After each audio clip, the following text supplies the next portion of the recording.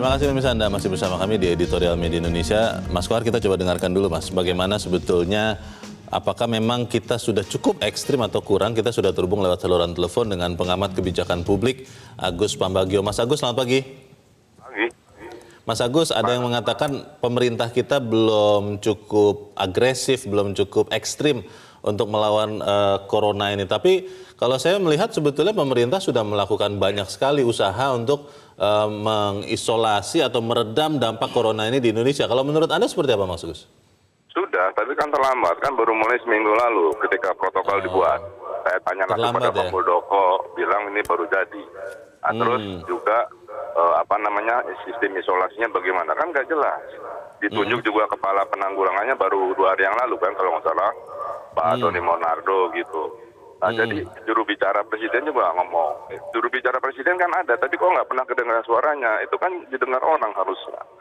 Presiden harus bicara, tapi kan nggak. Yang ngomong Sekdirjen yang sekarang jadi Dirjen dan seterusnya. Jadi tidak terorganisir dengan baik menurut saya. Sejak Januari saya sudah bicara gitu ya. Soal hal concern ini, termasuk terakhir saya datang dari luar negeri di Bandara Soekarno-Hatta. Itu aneh, saya tulis saya dibully sama buzzer-buzzer. Ya sudah, silakan aja kan gitu.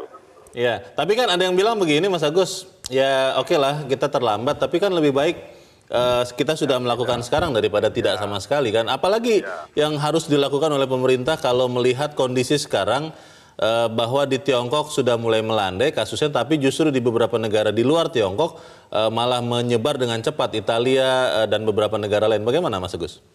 Iya begini, masalahnya kan beda-beda ya. Virus itu kan menyebar lewat udara berdasarkan saintis dari Singapura. Kalau nggak salah kemarin saya baca itu. Jadi jarak 200 meter dan sebagainya itu dia menyebar. Ya tidak harus ketemu dia bisa. Iya, tidak harus ketemu dia bisa terinfeksi. Nah itu kan ya gimana cara menangani? New York kemarin per hari ini sudah menutup bordernya untuk county to county, tidak boleh saling mengunjungi. National Guard sudah jaga dan besok kalau saya tidak salah mal-mal akan ditutup di New York City. Waduh. Nah itu ekstrim. Iya. Ya di kita mau diapain? Apa Indonesia harus melakukan seperti itu juga Mas Agus? Tidak menimbulkan kepanikan nanti tuh? Ya panik pasti, tapi kan tergantung bagaimana pemerintah menyampaikan, tidak cengengesan misalnya dan serius. Kan harus kan cara ini, Anda orang komunikasi pasti paham lah Pak. Nah jadi maksud saya itu harus dilakukan apapun itu tentu disesuaikan dengan kondisi Indonesia. Bali sekarang sudah layoff. Layoff-nya itu artinya di rumah unpaid leave. Nah di hotel-hotel ya kan ini saya lagi di Jogja ini hotel masih penuh alhamdulillah. Nah tapi persoalannya adalah gimana menangani itu kalau itu betul bahwa si virus itu flies. Ya kan? Tidak hanya tertentu. Tentu kita harus sehat. Nah, tapi bagaimana sehatnya? Kan kita jorok. Kita kan bangsa terkenal jorok. Jadi ya ini harus apa yang dilakukan, harus ekstrim seperti apa? Ya silakan tetapkan pemerintah. Saran saya memang tidak ada lagi keriaan yang ramai dan sebagainya. Tahan dulu, uang jadi dia ngalir lah. Untuk mengobati virus itu jauh lebih mahal daripada ini. Kan sekarang bandara-bandara itu baik AP1, AP2 itu sudah kehilangan 300-an miliar selama 2 bulan. Kalau diteruskan. Mas Agus, kalau ada yang mengatakan bahwa sebetulnya kalau kita ketakutan berlebihan, itu yang pertama bisa bikin panik, lalu yang kedua secara medis juga bisa membuat kekebalan tubuh kita berkurang, jadi ya sudah beraktivitas seperti biasa tapi dengan kewaspadaan. Bagaimana tuh Mas Agus? Itu saya lebih setuju, beraktivitas biasa dengan kewaspadaan dan juga kurangi jalan-jalan. Cuman orang kayak saya hari ini di sini, besok di sana ya apa boleh buat kan nasib namanya. Ya tapi artinya kurangi, jaga diri aja sendiri karena kita pemerintah acuannya kan nggak jelas. Kita nunggu Pak Doni apa yang akan disampaikan buat kita semua. Apakah mau ikut negara lain? Ya, sederhana Mas, Car Free Day itu masih boleh tidak diadakan di hari-hari belakangan ini? Gini, kalau pendapat dari saintis Singapura bahwa itu flies, saya pikir lebih baik tidak dilakukan. Pertemuan-pertemuan besar begitu jangan dilakukan dulu? Menurut saya, karena itu virusnya flies, dia belum tentu kita pernah ketemu, kita kena. Ya kan? Itu kan perlu jawaban dari saintis Indonesia, benar nggak itu virus flies? Baik, kita tunggu nanti bagaimana kesiapsiagaan lebih lagi dari pemerintah. Mas Agus Pambagio, terima kasih sudah mencerahkan kami pagi ini. Selamat pagi Mas Agus. Mas Kohar, saya ingat waktu Presiden Joko Widodo mengumumkan 2 pasien pertama, kasus 1, kasus 2, itu banyak orang jadi kehilangan akal sehat. Banyak yang membeli, memborong begitu rupa, barang-barangnya pun tidak masuk akal. Kemudian kalau lihat di pasar modal, Mas, itu sampai sekarang indeks harga saham gabungan dan nilai tukar rupiah melemah begitu rupa. Kalau kemudian seperti yang dikatakan Mas Agus, kita harus lebih ekstrim lagi, misalnya menutup beberapa tempat begitu, apa itu tidak memicu kepanikan lebih lagi? Satu yang perlu diingat bahwa corona ini virus global. Indonesia tidak terkecuali. Ya, WHO baru mengumumkan pandemi. Beberapa jam yang lalu, belum sampai 24 jam yang lalu, WHO secara resmi menyatakan bahwa corona COVID-19 itu sebagai pandemi global. Artinya setelah beberapa hari WHO didesak terus untuk mengumumkan pandemi dan belum mau mengumumkan, akhirnya dengan sangat jelas, sangat terang mendeklar bahwa ini adalah pandemi global. Artinya semua negara itu harus mengikuti pola-pola, protokol-protokol yang sesuai dengan ketika pandemi terjadi. Dan itu WHO sudah punya panduan-panduan.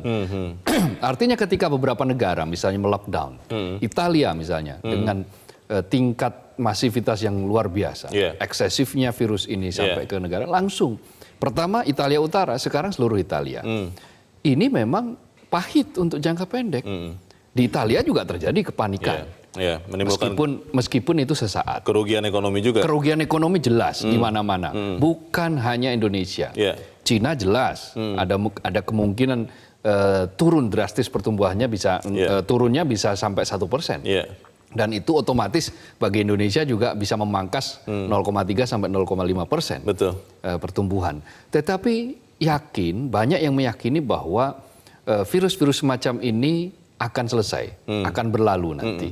Yang apalagi sudah ada kabar bahwa antivirusnya sudah berhasil ditemukan di Cina, di Tiongkok. Sedang menunggu paten. Menunggu paten dari WHO. Nah, kalau sudah ada antivirusnya ditemukan, artinya berarti harapan ke depan ada. Karena itu yang pahit ini kita telan dulu, tetapi yang penting untuk jangka panjangnya kita tidak semakin terpuruk. Persisnya seperti apa bentuk yang harus lebih ekstrim lagi yang dilakukan oleh pemerintah, kita akan bahas di bagian berikut. Mas Koa dan Musa tetap bersama kami, Editorial Media Indonesia segera.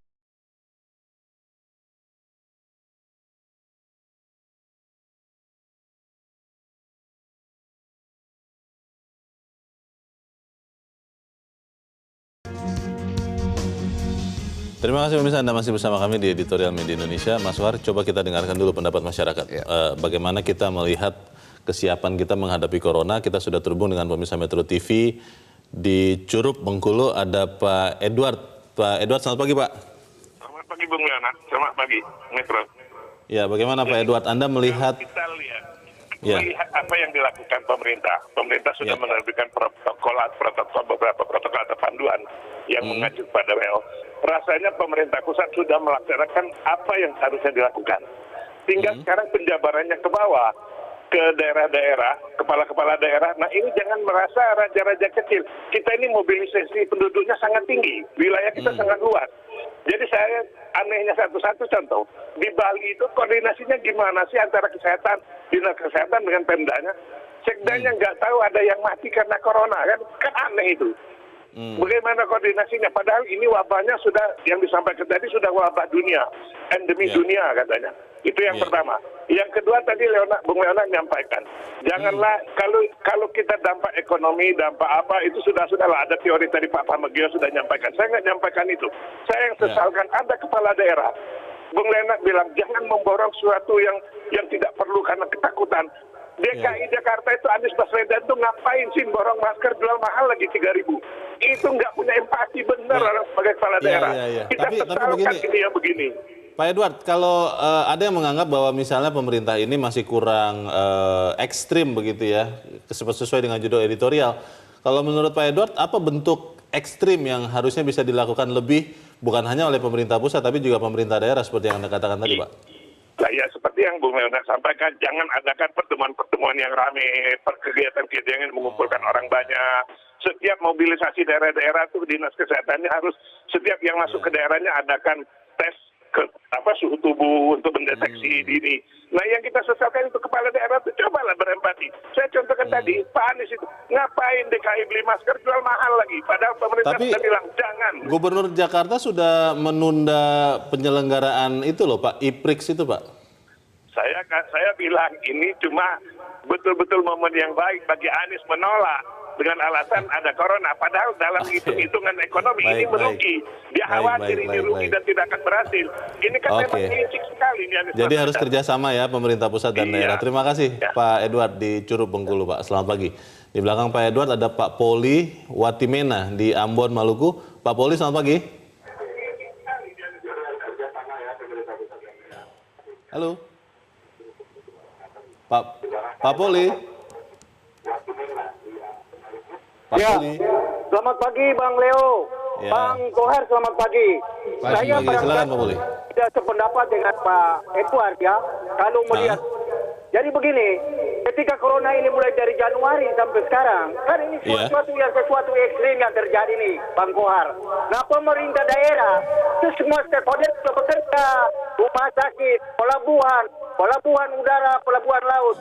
Saya mau mengatakan begini, Bang Kohar, Maluku ini kan cukup luas dan semuanya kan laut lebih banyak.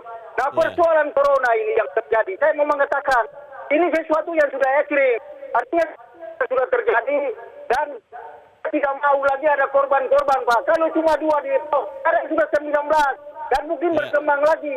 Ini kan sesuatu yang sudah ekstrim. Saya tidak mau lagi kalau demam berdarah sudah diantisipasi, virus corona juga harus diantisipasi. Jadi begini Pak, walaupun Indonesia dari angka mortalitas cukup rendah, tetapi kita ini harus antisipasi. Jangan lagi terjadi korban di daerah-daerah. Jadi kalau saya mau mengatakan barangkali Pak Edward punya seperti begitu, tapi kalau di Maluku, semua pelabuhan laut, pelabuhan udara itu sudah diantisipasi Pak. 11 kabupaten kota sudah berkoordinasi. Jadi barangkali dalam rangka ini, semua juga harus mengantisipasi jangan sampai terjadi lebih besar lagi Pak. Demikian Pak Kohar yang saya komentar dari Maluku. Terima kasih Metro, selamat pagi. Terima kasih. Selamat pagi Pak Poli di Ambon, Maluku. Di belakang Pak Poli ada Pak Samuel di Jakarta. Pak Samuel, selamat pagi Pak. Ya, selamat pagi Pak. Selamat pagi Pak Samuel. Bagaimana Pak pendapatannya Pak? Silakan Pak. Ya, selamat pagi Pak. Selamat pagi semuanya. Ya, silakan Pak. Ya, saya agak tertawa juga ya kalau banyak media yang berkata jangan panik. Tetapi pada dasarnya di pasaran itu tidak ada hand sanitizer, masker, ya. Padahal itu adalah alat utama untuk kita menjaga kesehatan. Nah, jadi saya anjurkan pemerintah untuk bisa ekstrim. Artinya pegang saja itu produsen ya, misalnya pabrik hand sanitizer atau produsen masker. Untuk memasok ke pemerintah, beli aja semuanya. Kemudian edarkan ke kelurahan atau puskesmas untuk dibeli masyarakat dengan harga yang standar. Jadi dengan demikian masyarakat semua bisa jaga kesehatannya. Kalau tidak, kalau masih dipegang dengan pemasok-pemasok yang liar, yang mencari keuntungan besar, maka kita tidak bisa menjaga kesehatan. Itu jadi saja, supaya Pak. yang tersampaikan pemerintah dan terlihat di lapangan sejalan begitu ya Pak Samuel. Ya, terima kasih betul. Pak. Iya. Baik, Jadi terima supaya kasih untuk sampai di masukan tangan konkret. rakyat tuh semua rata gitu Pak. Oke, baik. Terima kasih Pak Samuel di Jakarta. Selamat pagi Pak. Pendapatnya sangat bersemangat, tapi kita harus jeda dahulu. Mas Kuat dan Musa tetap bersama kami. Editorial Media Indonesia segera kembali.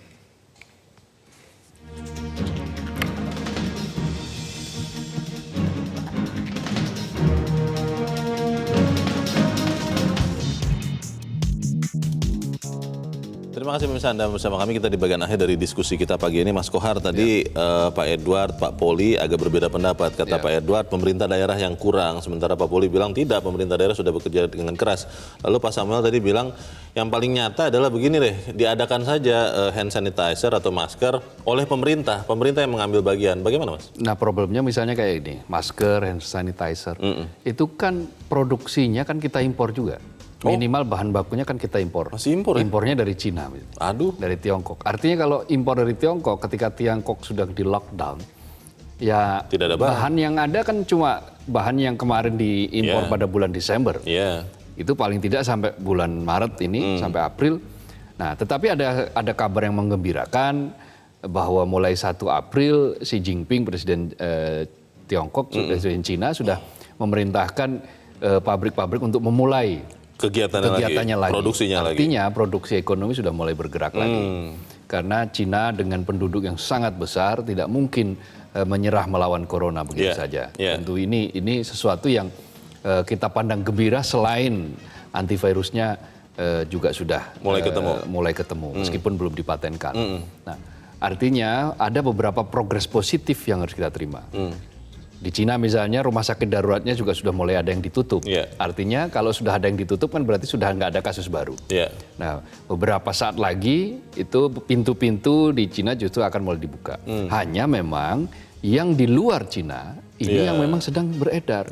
Karena itu yang di luar Cina itu yang harus melakukan langkah-langkah yang ekstrim. Itulah yang dilakukan oleh misalnya pemerintah Arab Saudi.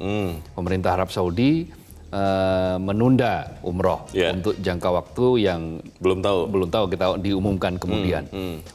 Lalu Italia juga sudah melockdown seluruh negerinya. Dan sekarang Amerika tadi Mas Agus Pambagio juga sudah mulai melokalisasi beberapa wilayah-wilayah. Mal-mal besar mungkin akan ditutup. Nah, di Indonesia langkah-langkah ekstrim seperti itu untuk misalnya melihat area-area yang zona-zona yang memungkinkan untuk dilakukan pengurangan-pengurangan, umumkan dan lakukan.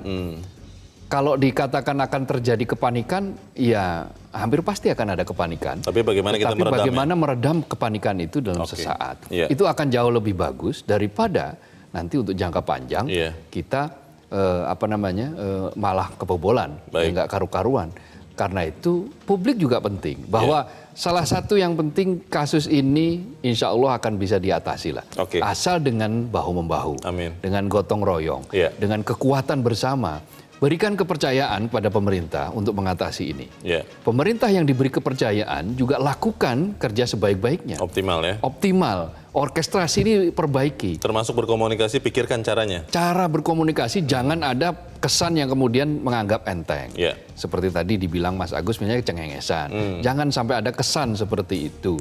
Lalu jangan ada pula kesan untuk tidak ada koordinasi. Ya, hal-hal semacam ini mudah sekali dibaca masyarakat dan kemudian oleh pihak-pihak yang tidak bertanggung jawab ini akan dimanfaatkan sebagai sebuah irama baru untuk misalnya memukul pemerintah atau apapun lah. Yang paling penting adalah bahwa ini kasus yang harus dihadapi bersama. Kasus yang sangat serius. Karena itu penanganannya juga harus ekstrem dan serius. Semoga kita sama-sama bisa menghadapi corona. Mas Abdul Qohar, terima kasih sudah hadir di sini, Mas. Selamat pagi. Selamat pagi, Leo. Pemirsa, membuat rakyat tetap tenang memang penting, namun memastikan agar virus corona baru ini tidak semakin liar jauh lebih penting. Kebijakan ekstrim boleh jadi membuat kesan bahwa negeri ini sedang genting, namun kalau itu dibutuhkan untuk menjaga agar rakyat Indonesia tidak semakin sengsara akibat corona, maka itulah yang harus dilakukan. Dengan bersama-sama, kita yakin kita bisa mengalahkan corona. Saya Leonard Samosir, terima kasih Anda sudah menyaksikan. Selamat pagi.